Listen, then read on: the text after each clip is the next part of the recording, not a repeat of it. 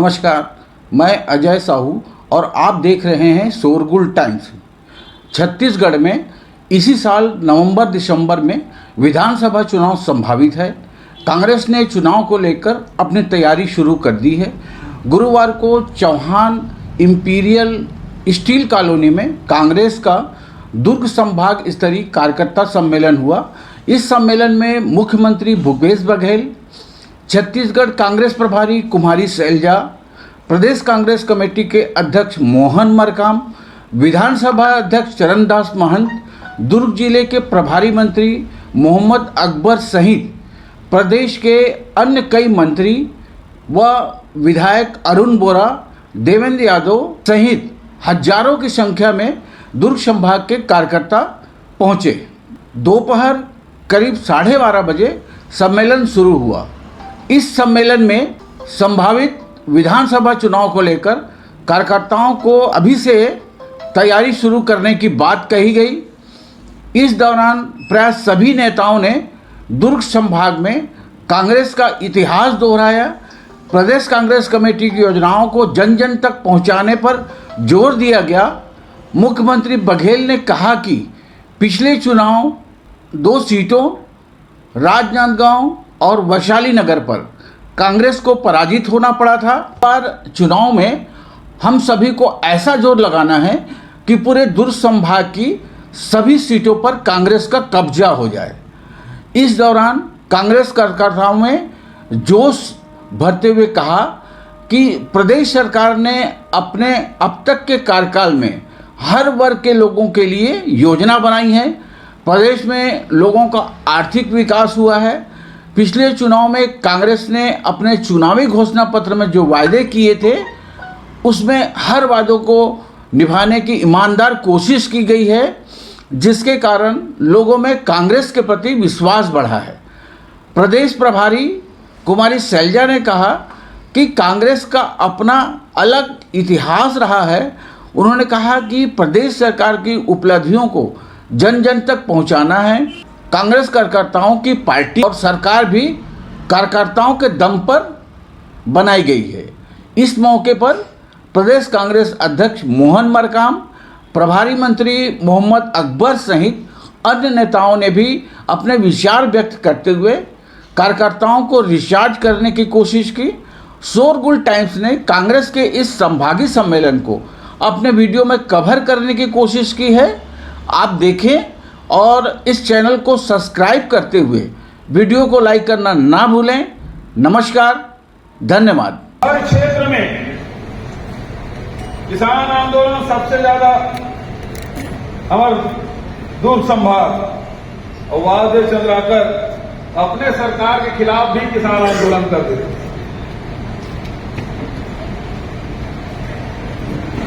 तो संगठन के मामले में पिछले कोई व्यक्ति हुई जिन्हें 30 साल तक की जिला कांग्रेस कमेटी का अध्यक्ष रहा, ऐसे वादे चंद्राकर वो जब छोड़ना चाहे तब वो संगठन ऊपर से 30 साल तक के वादे चंद्राकर को हिला नहीं सके। आज वादे चंद्राकर के स्कूल से बड़े बहुत जन छात्र ये मंच में बैठे हैं। उन्होंने संघ में रहिए, उन्होंने विरोध कर, लेकिन उनका पहचान वादेदार के सामने रहने वाला भी बनी, उनका से लड़ने वाला भी उनका पहचान बनी। ऐसे 5 साल वादे चंद्राकर जी रही थे। वादेदार जी दुर्ग समाज के दुर्ग जिला के अध्यक्ष बने। लेकिन समय तो दुर्ग जिला एक ही रख रही थे। उस समय राजनांदगांव अलग हुई, वो सब हुई समय 72 में अलग हुई, 74 में अध्यक्ष बने। देखिए हर कार्यकर्ता के नाम, उनकर गांव के नाम, उनकर पोस्ट ऑफिस के नाम। अरे अब बरोबर मोबाइल थोड़े वो समय वो में पोस्ट ऑफिस में वो पता नहीं चिट्ठी भेजे जाए। ऐसे संगठन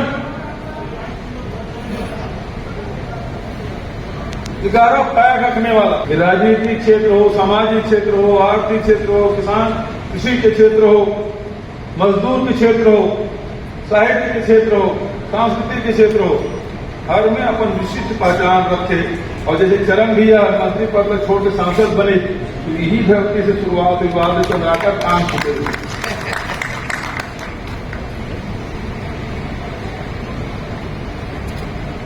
आज उस जगह में आज हमारा संभागीय सम्मेलन करा था।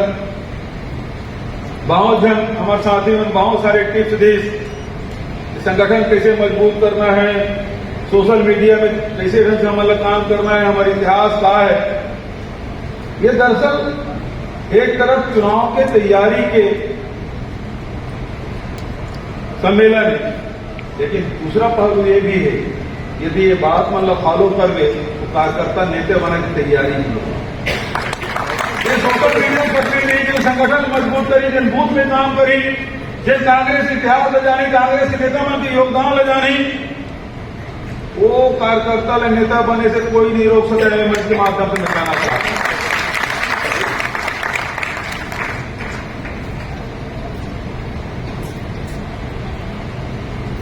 5 साल पहले यहां बूथ के कार्यकर्ता मन के सम्मेलन हो रही से स्टेडियम में राहुल जी है, जिसे रैंप बना रहे हैं, कार्यकर्ता मन के हाथ में माइक, से एक तरफ राहुल जी के हाथ में माइक, हजारों कार्यकर्ता पूरा संभाग भर के आ रही थी। और वो संगठन एक बूथ के बारे में कार्यकर्ता मतलब पूछे नहीं से, कोई भी कार्यकर्ता खड़ा हो तो बूथ क्रमांक, कार्यकर्ता अपन गांव का नाम बताए, बूथ क्रमांक बताए और सदस्यता क्रमांक बता दे। ये काम पिछले समय हो रही, पिछले समय यूं फैसला कर रहे हैं कि कोई कार्यकर्ता यदि टिकट के राजेश तिवारी हाथ बनवाए नहीं ना, यदि कोई आवेदन करना चाहते तो प्रदेश कांग्रेस कमेटी में नहीं, जिला कांग्रेस कमेटी में नहीं, ब्लॉक कांग्रेस कमेटी के अध्यक्ष का आवेदन नहीं, चाहे रोहित चौधरी जी कावर न हो, चाहे वो कांग्रेस चौधरी को न हो, भूपेश बघेल कावर न हो, प्रदेश कांग्रेस कमेटी का अध्यक्ष भी अपन ब्लॉक अध्यक्ष का आवेदन कर रहे थे कि भैया मैं चुनाव लड़ना चाहता हूं, मुझे टिकट कांग्रेस की चाहिए। ये सम्मान देने काम पिछले समय हो रही थी। 2018 के चुनाव में दिल्ली में या छत्तीसगढ़ के बाहर कौनों ने कहा कि सरकार कांग्रेस की आई, दिल्ली जान तो चर्चा हो, राजस्थान में क्लीन स्वीप हुई कांग्रेस की, मध्य प्रदेश में 50-50 और छत्तीसगढ़ में कैसों करके रमन सिंह बनी नहीं सरकार, उसने कहा नहीं। लेकिन ये कार्यकर्ता मन के हौसला, कांग्रेस कार्यकर्ता मन के ताकत और मन के आत्मविश्वास, हमन कहा कि 55 सीट से कम आप पे नहीं करे, हम तब तो कम करम तब 55 सीट से कम थी आप पे नहीं करे तो मन हासा कहा जी जाओ तुम 15 साल के रमन सिंह की सरकार हटे के लोग पूरी मुख्यमंत्री लेके हैं और तस्वीर का भसा देना माना। अपने विचार आप लोगों के साथ साझा किए। हमारे राज्य की जो उपलब्धियां हैं, हमारी सरकार की उपलब्धियां, बघेल जी के नेतृत्व में, इनके साथियों के साथ और हमारे केंद्रीय नेता श्रीमती सोनिया गांधी जी, राहुल गांधी जी, हमारे अध्यक्ष श्री खड़गे जी, बहन प्रियंका जी, इन सब की रहनुमाई में हमारी सरकार ने जो कार्य किया, आज इन कार्यों की चारों ओर चर्चा। मैं समझ सकती हूं कि लाभार्थी बहुत हैं, क्योंकि स्कीमें इतनी हैं, तो कई बार साथियों को एकदम स्कीम के बारे में बताने में उतनी आसानी नहीं होती। लेकिन मुझे लगता है कि जहाँ पे आप सब हैं, मेरे साथियों ने, अकबर जी ने, माननीय मुख्यमंत्री जी ने और सभी ने इन स्कीमों के बारे में आपको कुछ कुछ बताया भी, और आज आपको हमारी सरकार की उपलब्धियों के पूरा डॉक्यूमेंट भी मिल रहा है, और आप उसको देखकर लोगों के बीच में जा सकते हैं। दुर्ग में हम हैं और ऐसी ऐतिहासिक जगह पर है जो कि जिसका नाम भिलाई दुर्ग का नाम आधुनिक भारत के नक्शे पर लिखा गया है। चाहे जब भिलाई का हम नाम लेते हैं, आज के दिन कोशिश बहुत होती है कि नेहरू जी के नाम को मिटाया जाए या उनके नाम को मलिन किया जाए।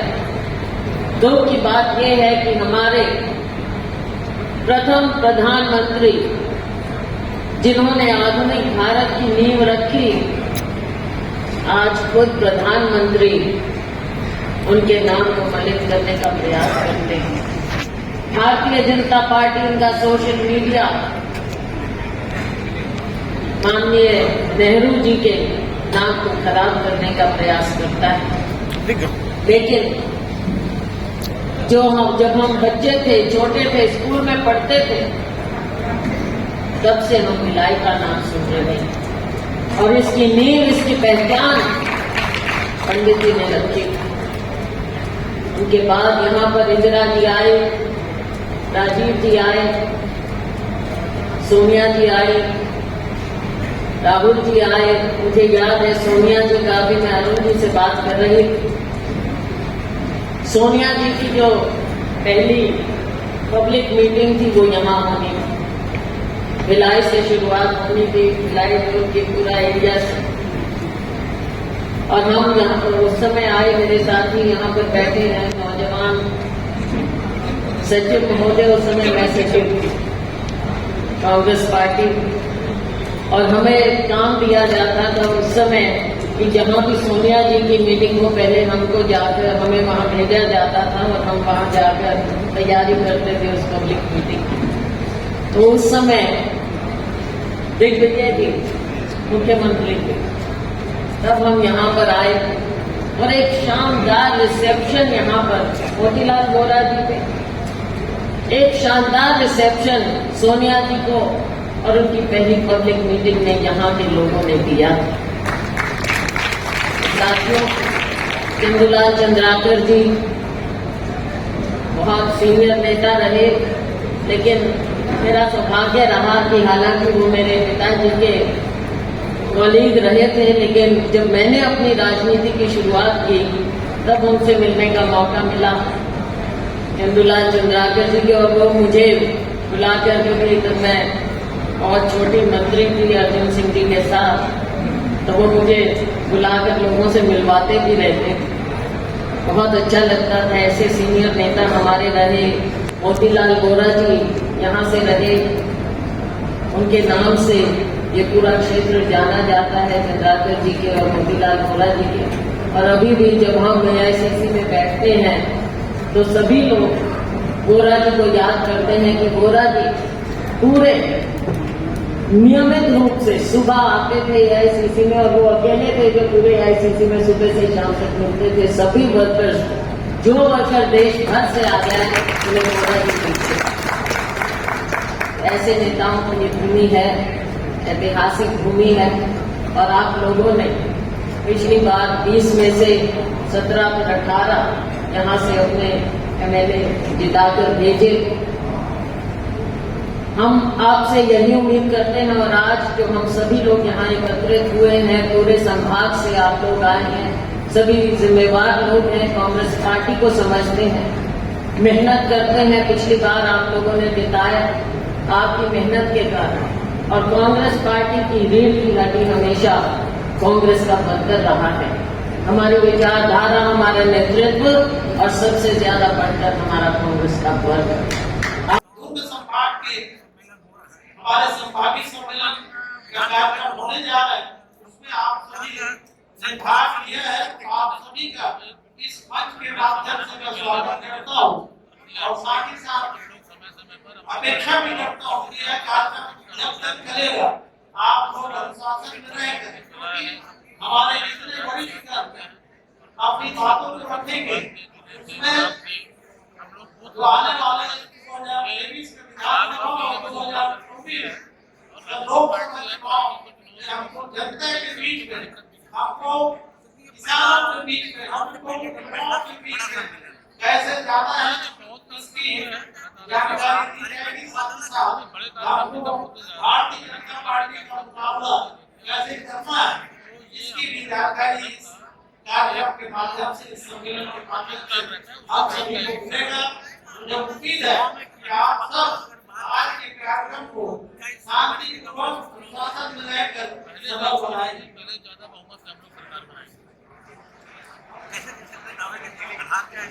हमारे मोदी सरकार के जनहित के कार्य जनता के बीच में जाकर हम लोगों ने काम किया है, तो हम लोगों ने वादे करके वादे पूरे करते जा रहे हैं, वादे हमारे पूरे हो रहे हैं और जनता को हमारे पर विश्वास है, कार्य करेंगे और कर रहे हैं। ये दावा तो भाजपा वाले भी करते हैं, करते रहे, करने का अधिकार है, पर हम तो किए हुए कामों के जमीन पर रह गए। पिछले बार के सीट से इस बार सीट बढ़ेगी, बिल्कुल निश्चित भी बढ़ेगी। पिछले बार के कांग्रेस का प्रभाव तो और अच्छा है, पहले हम काम किए थे, उनके लोगों को सुविधाएं दी, हमने किया है और सुविधाओं की ज़्यादा हमने जितना भी सभी वर्गों के लिए काम किया, सबके हितों की रक्षा की। सरकार अपन बनाएंगे, 100% बनेगी। 2000 में बना और छत्तीसगढ़ का पहला आम चुनाव 2003 में हुआ। तत्कालीन भारतीय जनता पार्टी के प्रदेश अध्यक्ष और 15 साल के भारतीय जनता पार्टी के मुख्यमंत्री डॉक्टर रमन सिंह जी ने कहा था, ये भारतीय जनता पार्टी का संकल्प पत्र है। साथियों, ये संकल्प पत्र 2003 का हो, 2008 का हो, चाहे 2013 का हो, जानकारियां होना चाहिए। साथियों, भारतीय जनता पार्टी के नेता चौक चौराहों में हमारे 36 वादों को याद दिलाते हैं। आपको भी भारतीय जनता पार्टी के 15 साल के जो संकल्प थे वो भी याद होना चाहिए।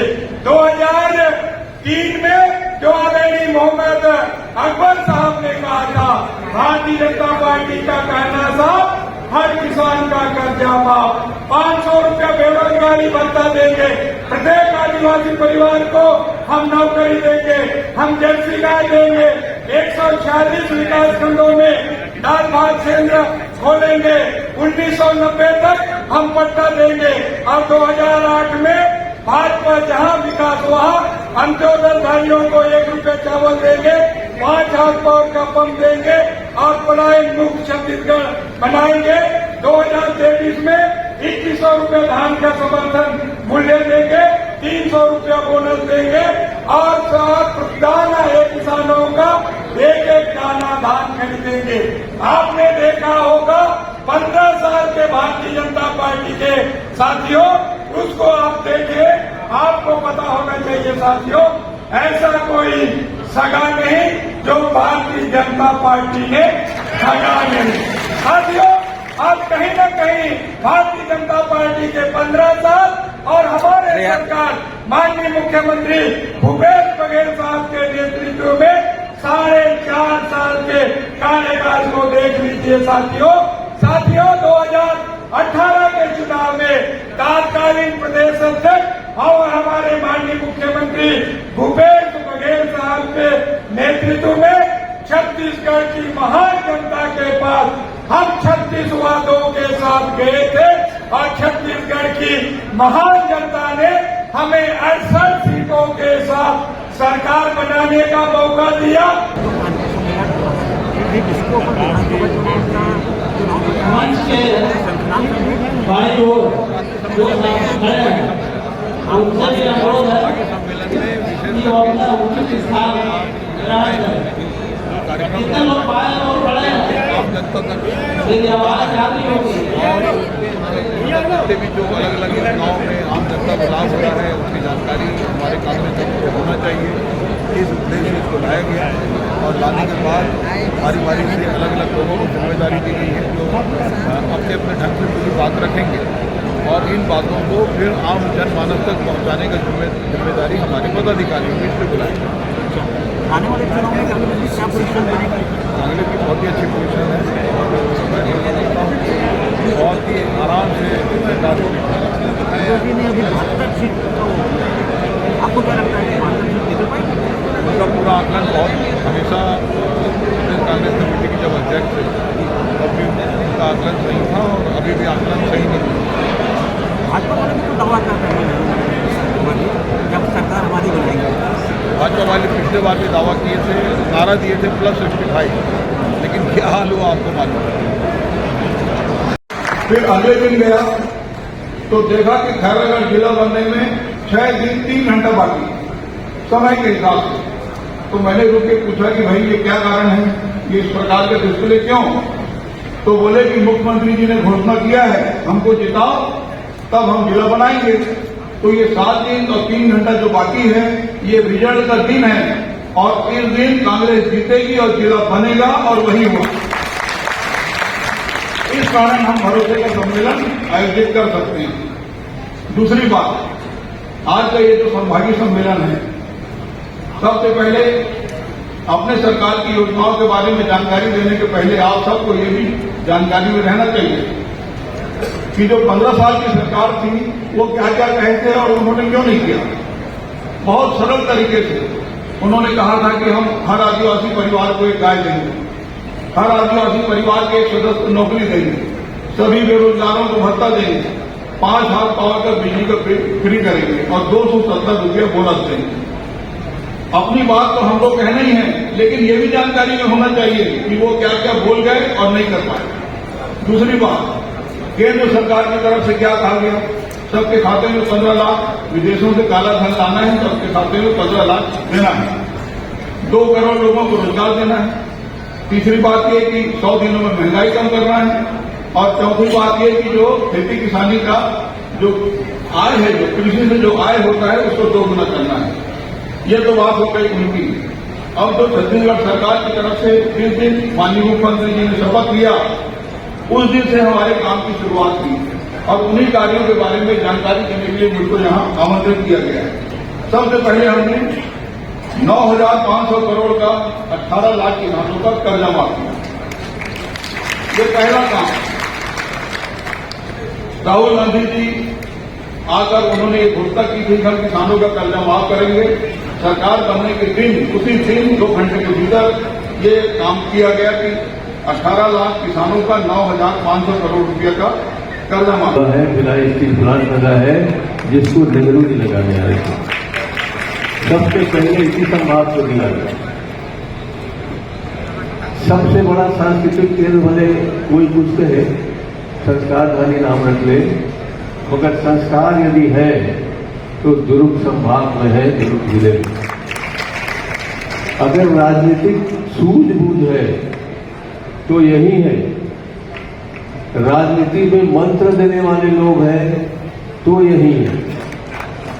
इसलिए मैं नहीं मानता कि आज हम लोग जो कुछ कह रहे हैं उसमें ज्यादा आप लोगों को सिखाने की जरूरत है, मैं नहीं मानता, क्योंकि यहाँ के लोगों से सीख कर हम यहाँ तक पहुंचे हैं।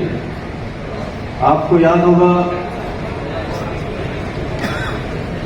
मेरे ख्याल से 97 में यहाँ सोनिया जी को हम लाए थे, मैं गृह मंत्री था, 2-3 दिन रुकना पड़ा।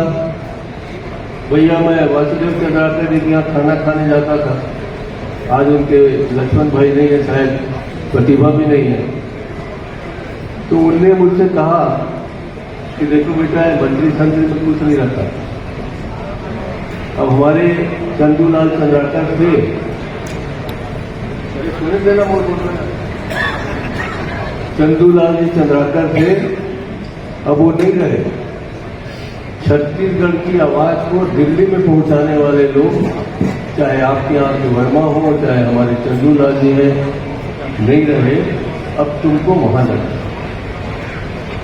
उन्होंने मुझे खिलाते खिलाते गुरु मंत्र दिया और आपको याद होगा मैं गृह मंत्री पद से इस्तीफा देकर सांसद का चुनाव लड़ाना था। कुछ लोग कहते हैं कि तुमने बहुत बड़ी बेवकूफ़ी की, कोई गृह मंत्री का पद छोड़ता है क्या? मगर उनके बताए अनुसार, क्योंकि उनको चिंता थी छत्तीसगढ़ की, आने वाले समय में छत्तीसगढ़ का कौन ध्यान रखेगा, कौन ओबीसी का ख्याल रखेगा, कौन यहाँ के आदिवासी का ख्याल रखेगा। तो मुझे अगर कोई दिल्ली विधानसभा चुनाव का पहला वो मान ले चुनाव प्रचार के लिए या चुनाव के रणनीति तय करने के लिए सम्मेलन। देखिए, ये तो जो सम्मेलन है अपने कार्यकर्ताओं को रिचार्ज करने के लिए कांग्रेस पार्टी की तरफ से एक पहल है और इस संभागीय सम्मेलन के माध्यम से कार्यकर्ताओं के लिए, सत्ता और संगठन के लिए जो तालमेल है, आपसी जो मेल जो है, उसको आगे बढ़ाने के लिए है। कांग्रेस तो हमेशा से प्रिपेयर्ड इस दिशा में काम चल रहा है। तो अच्छा आने वाले चुनाव में क्या स्थिति बन रही है? कांग्रेस भारी बहुमत से वापसी के उसके पीछे माननीय भूपेश बघेल की सरकार ने जो काम किए, खास करके इसी सेक्टर किसानों का कर्जा माफ है, किसानों का उपज का सबसे बड़ा दाम देना, राजधानी किसान न्याय देना, युवाओं को साधने के लिए रोजगारी भत्ता देना, आदिवासी क्षेत्र में उपज की खरीदी उसका देने पर 4,000 रुपया माना पूरा करना, पिछली सरकार में जो 2,500 तो इस प्रकार से बहुत सारे जो निर्णय हुए हैं जो ग्रामीण अर्थव्यवस्था को मजबूत करने वाले। आज किसानों का, यहाँ के नागरिकों का आर्थिक स्थिति में सुधार हुआ है और कहते हैं कि जेब में अगर पैसा है तो आयोजन भी अच्छा है और सभी व्यवहार भी अच्छे हैं, और अगर जेब में पैसा नहीं है तो ना व्यवहार अच्छा लगता है ना आयोजन अच्छा लगता है। भ्रष्टाचार के जो नारे आरोप जो लगे हैं, बात करके अभी भारत में 2,000 करोड़ का शराब बनाने का उसमें कितनी सच्चाई नजर आ रही है? ये सब तो पूरा बकवासबाजी है, राजनीति से प्रेरित है। वो लोग जो लोग पूरा देश को बेचने का काम कर रहे हैं, उनको इस प्रकार के बोलने का कोई नैतिक अधिकार नहीं है। रेल बेच दिया, एयरपोर्ट बेच दिया, समुद्री मार्ग बेच दिया, बहुत सारे इंस्टीट्यूशन को बेच दिया और हर युवाओं से उन्होंने वादा किया था कि मैं हर वर्ष 2 करोड़ युवाओं को नौकरी दूंगा और उसका पता नहीं है। तो उनको, उस पार्टी के लोगों को बोलने का तो कोई नैतिक अधिकार बनता नहीं है। भाई छत्तीसगढ़ में देखिए, आज हर वर्ग, किसान, नौजवान, आदिवासी सभी आज प्रभावित हो रहे हैं और सब लोग को सरकार के कामकाज के लिए संतोष है।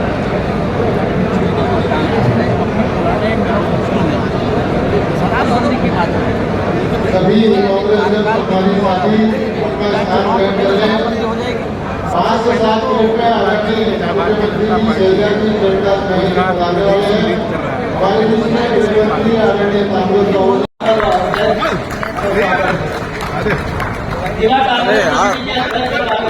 पूरा वीडियो खराब कर देते हैं इन लोग। आदरणीय पदम कोठारी जी, जया पटेल जी, बंसी पटेल जी, नीलकंठ चंद्रवंशी जी, कुलवीर छावड़ा जी और श्रीमती चंद्रप्रभा सुधाकर जी, महापौर आदरणीय धीरज पाल, धीरज बाटीवाल जी, श्रीमती सती सिन्हा जी, श्रीमती हेमा देशमुख जी और जिला पंचायत की अध्यक्ष श्रीमती सोना देवी देवसैना जी और श्रीमती पुष्पा यादव ने अनुरोध है कि कोटा के मामला से माननीय मुख्यमंत्री जी और माननीय हमारी प्रभारी शैलजा जी, आदरणीय श्री मोहन मरकाम जी, आदरणीय श्री करण लाल जी स्वागत है।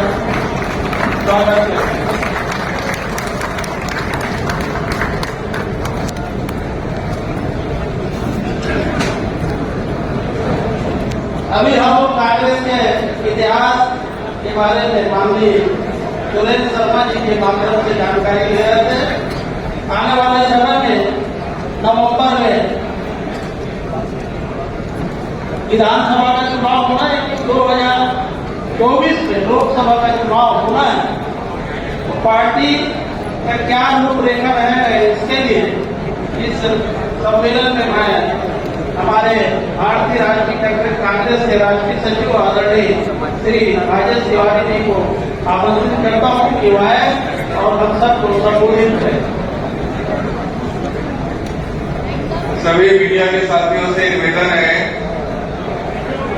कि आप अपने फोटो और विजुअल लेने के बाद यथोचित स्थान पर बैठने का कष्ट करेंगे। यहाँ पे सभागार में जो है हमारे कांग्रेस के साथियों का सम्मेलन और साहब है।